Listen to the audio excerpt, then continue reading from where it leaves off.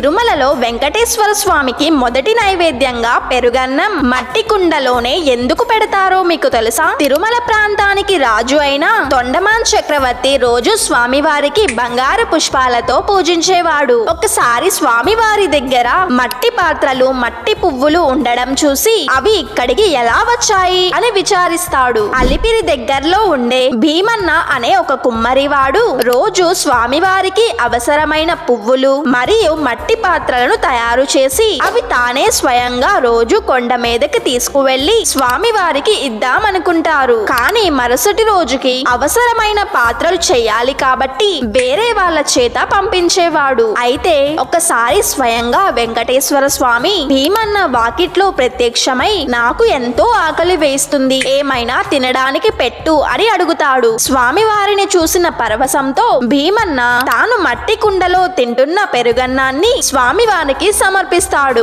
ఆ పెరుగన్నాన్ని ఎంతో ఇష్టంగా వెంకటేశ్వర స్వామి స్వీకరిస్తారు. ఇక అప్పటి నుంచి ప్రతిరోజు వెంకటేశ్వర స్వామికి నైవేద్యంగా పెరుగన్నం ఒక మట్టి కుండలోనే పెడుతున్నారు. ఈ విషయాన్ని మొదటిసారి విని ఉంటే మన ఛానల్ ని సబ్స్క్రైబ్ చేసుకొని గోవిందా గోవిందా అని కామెంట్ చేయండి.